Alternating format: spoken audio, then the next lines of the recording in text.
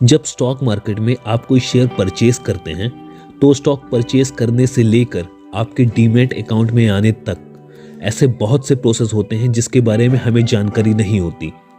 और इस प्रोसेस को करने के लिए कई फाइनेंशियल इंस्टीट्यूशंस जो कि सेबी के अंतर्गत आते हैं एक्टिवली पर्दे के पीछे अपना काम करते हैं। इनको हम फाइनेंशियल इंटरमीडियरीज कहते हैं। आज की वीडियो में हम इनके बारे में बात करेंगे। सबसे पहले नंबर आता है आपके स्टॉक ब्रोकर का।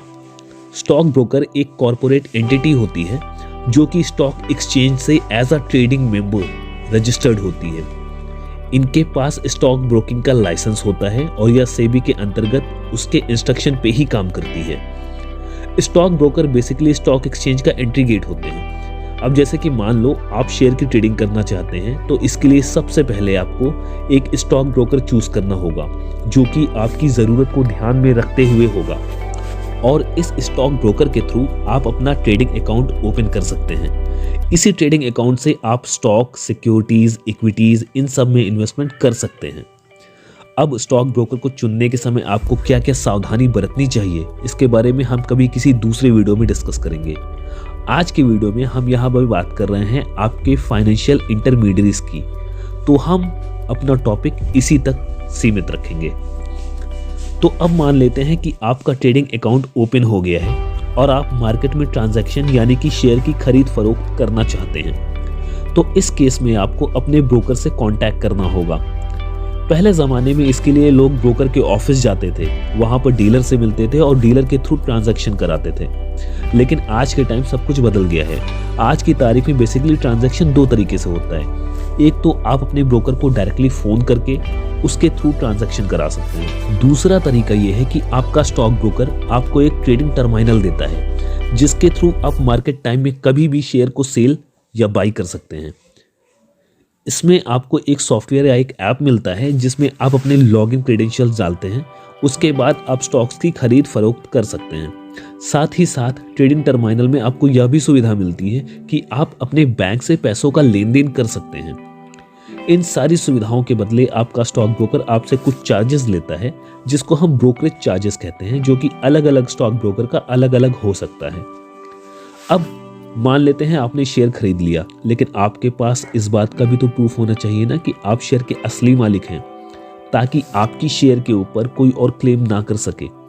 इसलिए आपके पास एक सर्टिफिकेट होना चाहिए जो कि ये बताए कि आप इस शेयर के असली मालिक हैं। यहाँ से काम शुरू होता है आपकी दूसरी फाइनेंशियल इंटरमीडियरी जिसका नाम है डिपॉजिटरी। डिपॉजिटरी आपको डीमैट अकाउंट ऑफर करती है जिसके अंदर आपकी शेयर का सर्टिफिकेट डिजिटल फॉर्म में रखा होता है। आपका ट्रेडिंग अकाउंट और आपका डीमैट अकाउंट आपस में एक दूसरे से लिंक होते हैं। NSDL और CDSL ये दोनों ही डिपॉजिटरी हैं। आपका डीमैट अकाउंट NSDL या CDSL इन दोनों के अंतर्गत ही खुल सकता है। अब फाइनेंशियल इंटरमीडियरीज की बात हो रही है तो बैंक को कैसे भूला जा सकता है, क्योंकि बिना बैंक के आप अपना पैसा ट्रेडिंग अकाउंट में ट्रांसफर ही नहीं कर सकते, जिसके बिना आप स्टॉक सेल या बाय नहीं कर सकते। वैसे आप एक से ज़्यादा सेविंग अकाउंट भी अपने ट्रेडिंग अकाउंट से लिंक कर सकते हैं।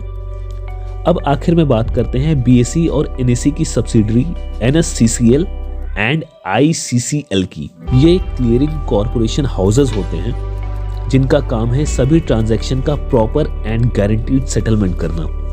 अब जैसे कि मान लेते हैं आपने रिलायंस के 10 शेयर खरीदे, तो सेम टाइम पर कोई ऐसा बंदा होना चाहिए जो आपको रिलायंस के 10 शेयर बेचे। भाई जब वो बेचेगा तभी तो आप खरीदोगे ना। अब मान लीजिए कि रिलायंस के एक शेयर की कीमत है 2000 रुपये, तो आपने चूंकि 10 शेयर खरीदे इसलिए आपको 20,000 पे करने होंगे, यानी कि 20,000 आपके अकाउंट से डेबिट होगा और 10 शेयर आपको मिल जाएंगे। और ये 10 शेयर बेचने वाले के अकाउंट से डेबिट होंगे जिसके बदले उसको उसके 20,000 रुपये मिल जाएंगे। इन सारी चीज़ों को इंश्योर करना ही काम होता है क्लियरिंग कॉरपोरेशन हाउसेस का। तो दोस्तों आज की वीडियो में इतना ही। नेक्स्ट वीडियो में मिलेंगे नेक्स्ट टॉपिक के साथ। बाय।